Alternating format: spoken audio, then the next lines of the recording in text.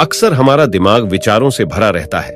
हम लोगों के बारे में, अपने काम के बारे में, परिवार के बारे में, और वो सब सोचते रहते हैं जो हमारे दिमाग में भरा रहता है।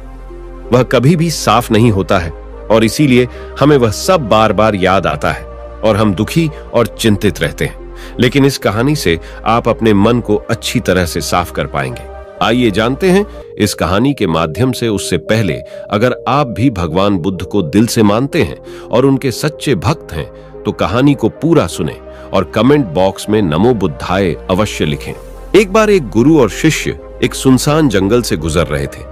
तभी शिष्य अपने गुरु से एक सवाल करता है, गुरुजी, ऐसा क्या होता है कुछ लोगों के पास कुछ भी नहीं होता लेकिन फिर भी वो सुखी रहते हैं, आनंद में रहते हैं, और कुछ लोगों के पास सब कुछ होते हुए भी उदासी उनके चेहरे से साफ दिखाई देती है।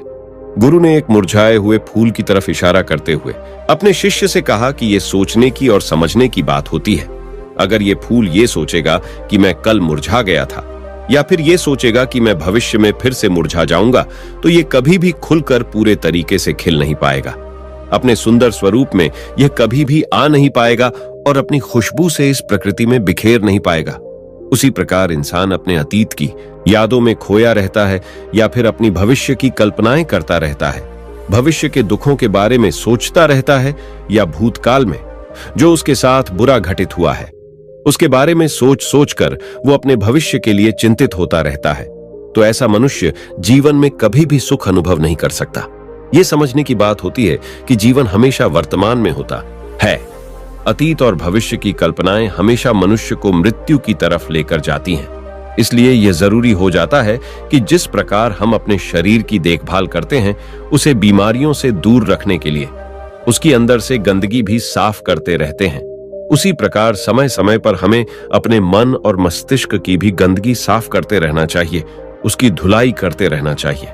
इससे आपकी बुद्धि की क्षमता तो तेज होगी ही होगी, साथ ही साथ आप हमेशा आनंद में रहने का रहस्य जान पाओगे।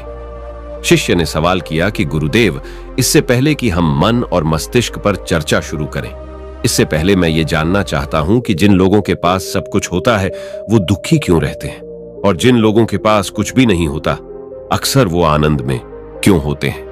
ये रहस्य क्या है? इसके पीछे क्या कारण हो सकता है? गुरु ने उत्तर दिया कि कुछ लोग जीवन में सब कुछ हासिल कर लेते हैं और सब कुछ हासिल कर लेने के बाद उन्हें सब चीजों की व्यर्थता पता चल जाती है।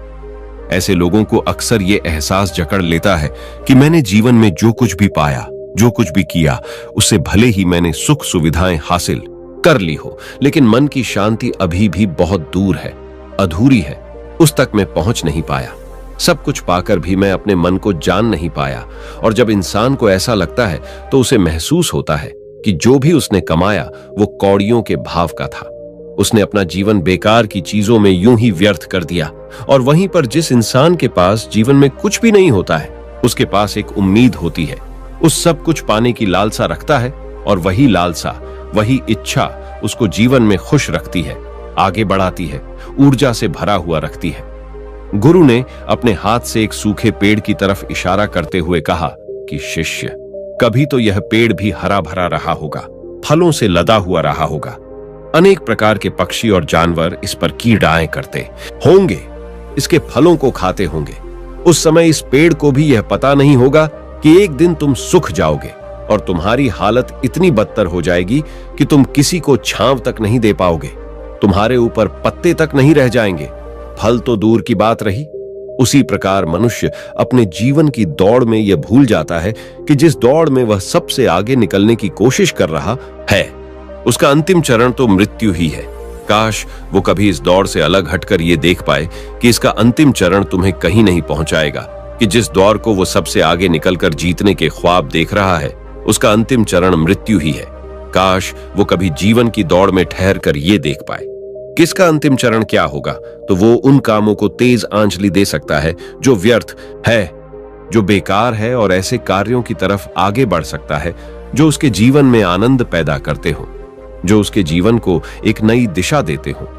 गुरु ने खुद की तरफ इशारा करते हुए समझाया कि एक योगी वो होता है जो जीवन की दौड़ में ठहर जाता है, जो ये समझ लेता है कि जीवन का अंतिम चरण तो मृत्यु ही है, इसलिए वो जीवन में सुख सुविधाएं हासिल करने की बजाय खुद के मन और मस्तिष्क को एक नए आनंद की तरफ ले जाने का प्रयास करना शुरू कर देता है। शिष्य ने सवाल किया कि गुरुदेव, क्या एक ग्रस्त जीवन में जीने वाला मनुष्य उस आनंद की प्राप्ति नहीं कर सकता, और अगर कर सकता है तो उसे किस प्रकार शुरुआत करनी चाहिए? बिल्कुल कर सकता है, गुरुदेव ने उत्तेजित होकर उत्तर दिया।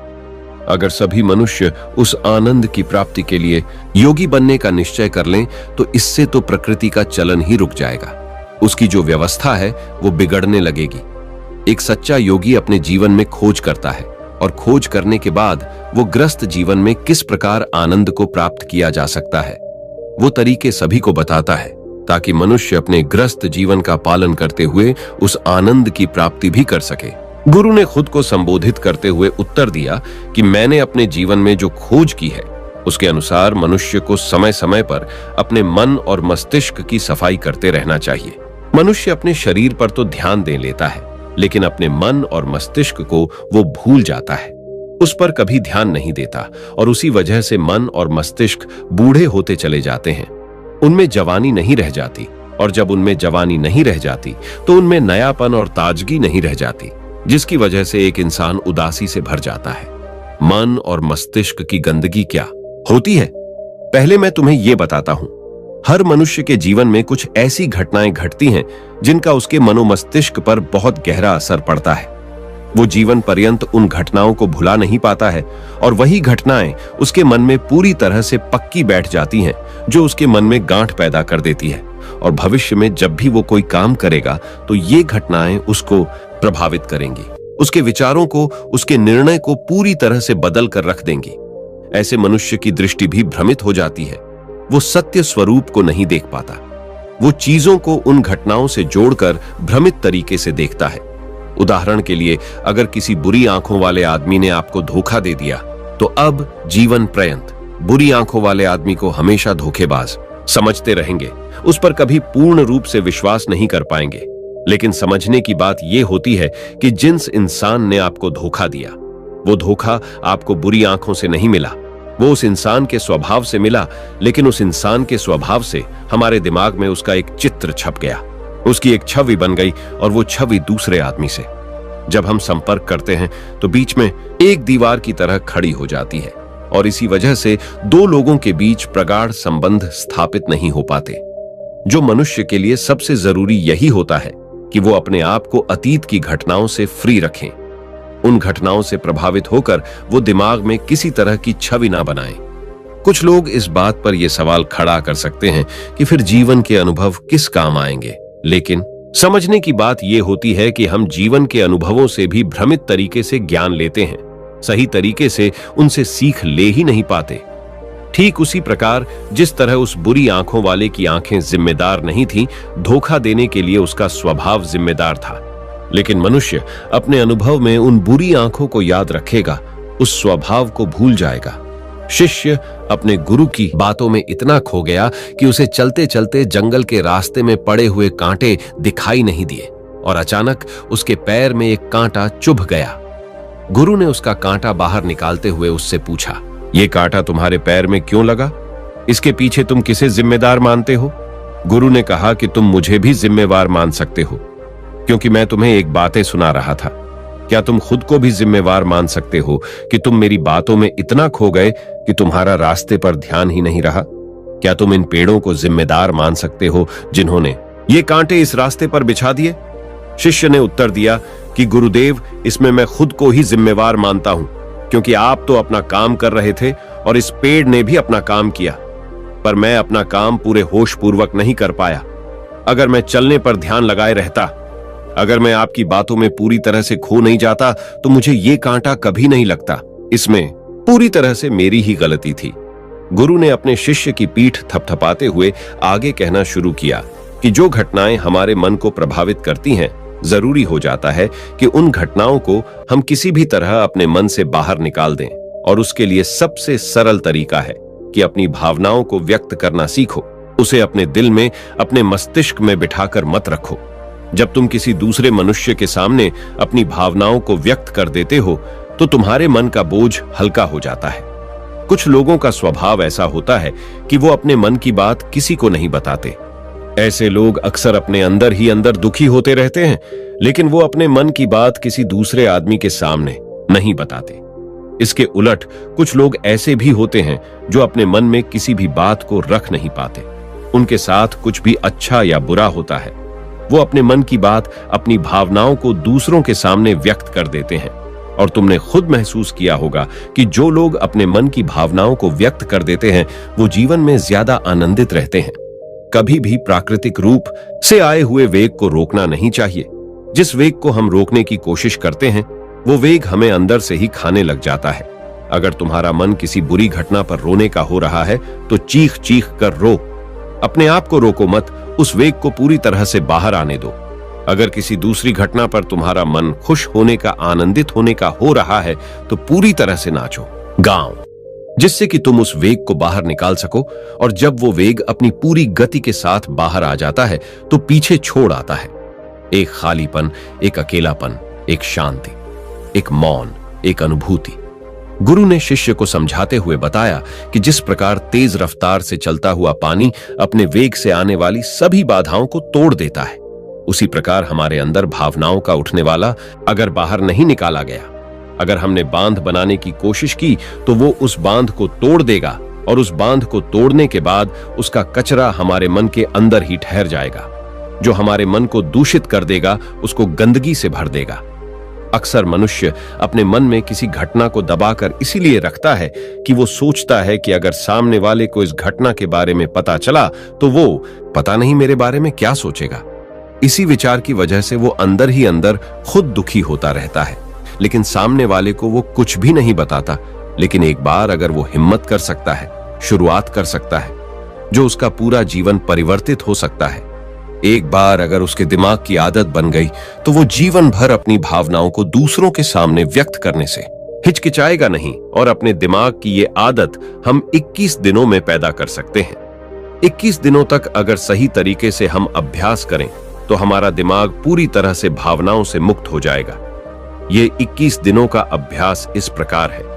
किस दिनों तक? सबसे पहली बात जो याद रखनी है कि अपने मन में किसी भी बात को दबाकर नहीं रखना है। अगर हम किसी मनुष्य के बारे में अच्छा सोचते हैं तो हम उसे व्यक्त करें, अगर बुरा भी सोचते हैं तो उसे भी व्यक्त करें। परिणाम भूल जाएं कि परिणाम क्या होंगे, सिर्फ अपने दिमाग की ढुलाई करने पर विश्वास रखें। इससे आपके अंदर एक अद्भुत साहस पैदा होगा। जब आप किसी मनुष्य के बारे में वह सब बता पाएंगे जो आप उसके बारे में सोचते हैं, तो आप खुद सोचिए कि आपका खुद के ऊपर विश्वास कितना ज्यादा बढ़ जाएगा। आपके मन के सारे डर खत्म हो जाएंगे। हो सकता है कि इसमें आपको चुनौतियों का सामना करना पड़े, लेकिन जहां पर चुनौती नहीं होती वो कुछ अभ्यास भी नहीं होता। अभ्यास हमेशा चुनौतियों से भरा होना चाहिए। इससे आप सत्य वचन बोलने का अभ्यास भी कर पाएंगे। अक्सर हम दूसरों को प्रभावित करने के लिए वो सब बोलते हैं जो उन्हें अच्छा लगता है, लेकिन वो नहीं बोलते जो हम उनके बारे में सचमुच में सोचते हैं। और यही हमारी सबसे बड़ी भूल हो जाती है। इससे हमारा पूरा अस्तित्व झूठ बनकर रह जाता है। और अपनी भावनाओं को व्यक्त करते समय यह भी जरूर ध्यान रखें कि आपके अंदर जो भावनाएं उस इंसान के प्रति उठ रही हैं, उनके पीछे का मूलभूत कारण क्या है। उदाहरण के लिए, जब एक नौकर अपने मालिक के लिए कोई काम करता है और वो काम अच्छे से नहीं कर पाता है तो मालिक उसे डांट फटकार देता है, जिससे उसके अंदर उसके प्रति क्रोध की भावना ये उठती है। लेकिन समझने की बात यह होती है कि मालिक तो आपको कहेगा ही, वो तो डांटेगा ही। अगर आप काम अच्छे से नहीं करेंगे तो अगर आप काम अच्छे से कर रहे हैं और फिर भी आपका मालिक आपके साथ अच्छा व्यवहार नहीं कर रहा है तो आप खुलकर अपने मालिक को अपनी भावनाएं व्यक्त कर सकते हैं, बिना ये सोचे कि इसका परिणाम क्या होगा। अगर आप इस भावना को उठाएंगे तो आप अपनी नजरों में खुद ही नीचे गिरने लग जाएंगे। आपका आत्मविश्वास बिल्कुल खत्म हो जाएगा। दूसरा अभ्यास जो तुम्हें 21 दिनों तक करना है वो ये है कि जो भी घटनाएं तुम्हारे साथ घटित होती हैं, कम से कम जीवन में एक इंसान ऐसा होना चाहिए जिसके सामने तुम अपने दिल की बात रख सको। चाहे अच्छी बात हो, चाहे बुरी बात हो, वो सब बातें तुम बिना कुछ सोचे विचारे, बिना इस डर से कि वो इंसान तुम्हारे बारे में क्या सोचेगा, तुम उस इंसान को अपनी सारी बातें बता सको और वो इंसान तुम्हारी सारी बातें सुनने के बाद तुम्हारे लिए कोई छवि पैदा ना करे। ऐसे इंसान अपने जीवन में खोजो और उनके सामने अपनी सारी भावनाएं व्यक्त करने की कोशिश करो। दिन में जो कुछ भी घटित होता है, अच्छा लगता है, बुरा लगता है, किसी के प्रति आकर्षण होता है, उसको एक दोस्त की तरह बताने का प्रयास करो। इससे तुम्हें यह पता चल पाएगा कि तुम्हारा मन घटनाओं के प्रति किस प्रकार की भावनाएं पैदा करता है। तुम अपने मन को समझने में सक्षम हो पाओगे। जब तुम किसी दूसरे आदमी को ये सारी बातें बताते हो तो तुम खुद भी अपनी प्रतिक्रिया रोके उस घटना के प्रति तुम्हारा क्या रवैया रहा है, उसके प्रति खुद का आकलन भी कर पाते हो। और तीसरा अभ्यास जो तुम्हारे मन को खाली रखेगा वह है योग निद्रा का अभ्यास। ये चर्चा खत्म होते होते गुरु और शिष्य उस जंगल को पार करके अपने आश्रम में पहुंच चुके थे। दोस्तों, सच्ची श्रद्धा से कमेंट में नमो बुद्धाय जरूर लिखिएगा। इस वीडियो को लाइक करें तथा अपने दोस्तों के साथ शेयर करें और हमें सब्सक्राइब करना ना भूलें। और हाँ, इस वीडियो से कोई भी सवाल है तो आप कमेंट में पूछ सकते हैं। अगर कोई नहीं है तो आप कमेंट में नमो बुद्धाय लिखना ना भूलें, क्योंकि आपकी कमेंट से हमें वीडियो बनाने का मोटिवेशन मिलता है। धन्यवाद।